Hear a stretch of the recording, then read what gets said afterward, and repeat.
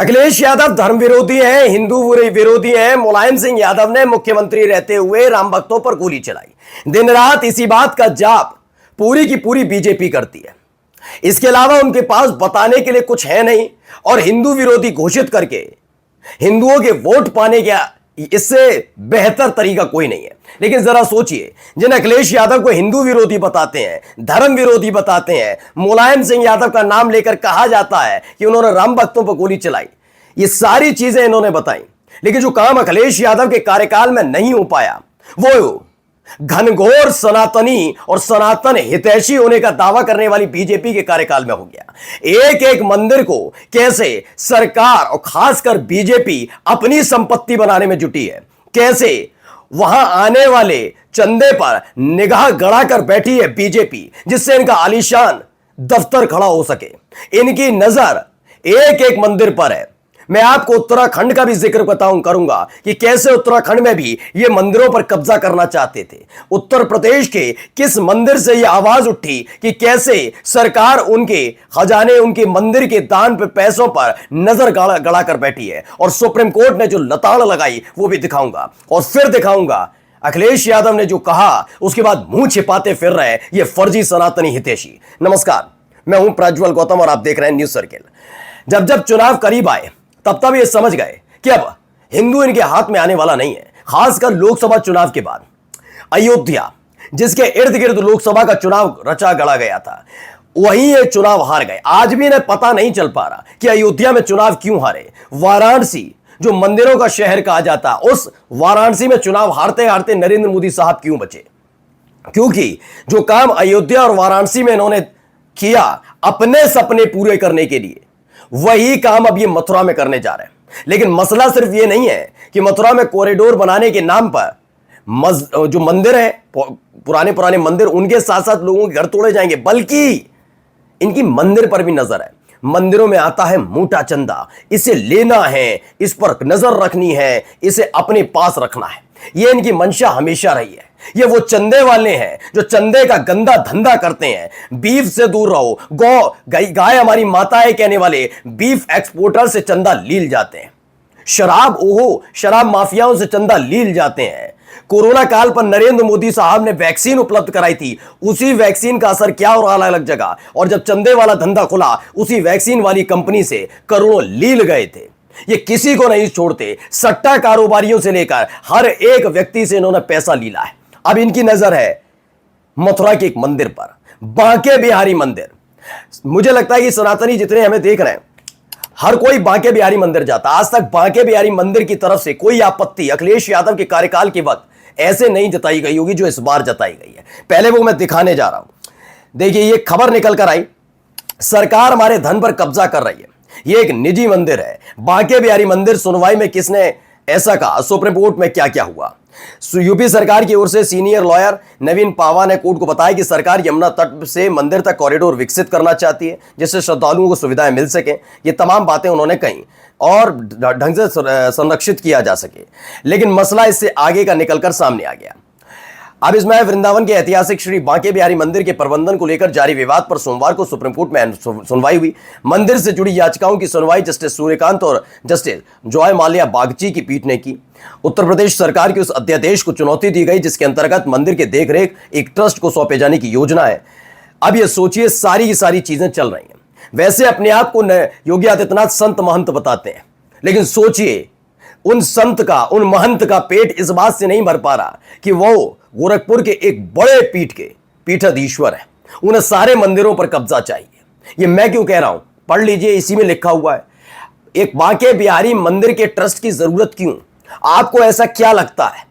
अब तक तो आप कहते थे मुसलमान यहां, मुसलमान वहां, मुसलमान मुसलमान मुसलमान मुसलमान। आपने तो हिंदुओं को नहीं छोड़ा, आप हिंदुओं के मंदिरों पर नजर रखते हैं। क्या ऐसा नहीं है?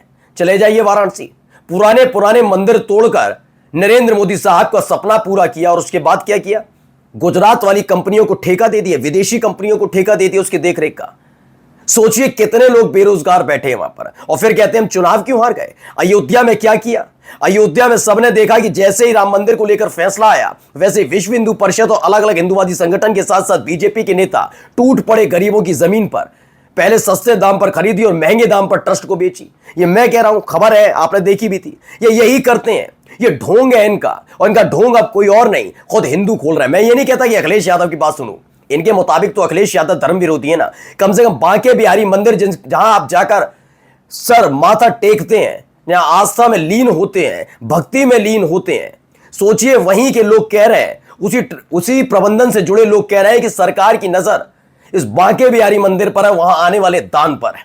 ये किसी को बख्शते नहीं है, इन्हें चाहिए तोड़ पानी, पैसा पैसा पैसा। और सोचिए अखिलेश यादव 2012 से 2017 तक रहे, कभी बांके बिहारी मंदिर के पूरे प्रबंधन को लेकर कोई सवाल नहीं उठा कि उस पर अध्यादेश लाए, वहां उसे कंट्रोल किया जाए, कुछ नहीं। दरअसल ये किसी को छोड़ना नहीं चाहते, इन्हें सिर्फ अपना ऐशो आराम चाहिए। सोचिए 2014 से लेकर अब तक कितने आलीशान बीजेपी के अलग अलग जिलों में, अलग अलग राज्यों के अलग अलग जिलों में इन्होंने आलीशान दफ्तर बना लिए। क्या इसका पैसा मोदी और शाह की जेब से आया? क्या योगी आदित्यनाथ ने अपने मठ से निकाल कर दिया? नहीं, ये ऐसे ही अलग अलग जगह से की गई उगाही है। उगाही शब्द का इस्तेमाल इसलिए कर रहा हूं कि चंदे वाले धंधे में ये खुल गया था।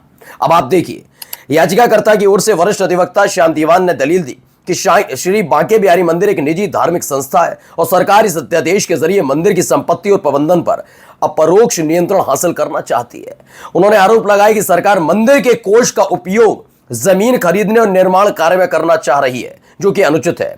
दीवान ने कोर्ट से कहा कि सरकार हमारे धन पर कब्जा कर रही है, यह मंदिर एक निजी मंदिर है और हम सरकार की योजना पर एक तरफा आदेश को चुनौती दे रहे हैं। उन्होंने यह भी आरोप लगाया कि कुछ दीवानी मुकदमों में जिनमें मंदिर पक्षकार नहीं था, सरकार ने पीछे आदेश हासिल कर लिए।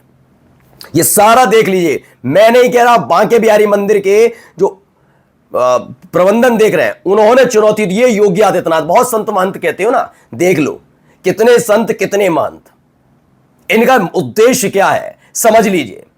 जिनका दिन रात उद्देश्य आपको तो घुट्टी पिलाई गई, मुसलमान मुसलमान, अखिलेश तुष्टीकरण, मुसलमान मुसलमान मुसलमान करते हैं, ये करते हैं, मस्जिद जाते हैं, ये करते हैं। तुम्हारे मंदिर आने से कुछ बहुत बड़ा फायदा नहीं है। अगर आपको कॉरिडोर भी बनाना और विकसित करना है तो इस सरकार की जिम्मेदारी थी, क्योंकि योगी आदित्यनाथ अपनी जेब से पैसा खर्च नहीं करते। उत्तर प्रदेश की जनता के जेब से निकले हुए टैक्स के पैसे से मथुरा को संवारना था, हमारी ब्रजभूमि को संवारना था, लेकिन वो काम भी आप बांके बिहारी मंदिर में दिए गए दान के पैसे से करना चाहते हैं। और जब आएगा वक्त तो पीठ थपथपाएंगे अपने नाम पर और फिर कहेंगे मथुरा में चुनाव कैसे हार गए यार, हमने तो बहुत अच्छा किया था। अब देखिए अखिलेश यादव ने द प्रिंट की खबर थी, इसमें देखिए, इसमें उन्होंने लगा सुप्रीम कोर्ट स्लैम्स, झटका दिया UP government clandestine manner of dividing Banke Bihari temples fund. बताया भाजपाई भ्रष्टाचार का कमाल, चंदे से चढ़ावे तक सब परमार। वृंदावन के बांके बिहारी मंदिर के कोष को खुफिया तरीके से इधर उधर करने पर उत्तर प्रदेश सरकार को पड़ी सुप्रीम कोर्ट की डपट। मतलब अब तो मुख्य भी डपटी हो गए।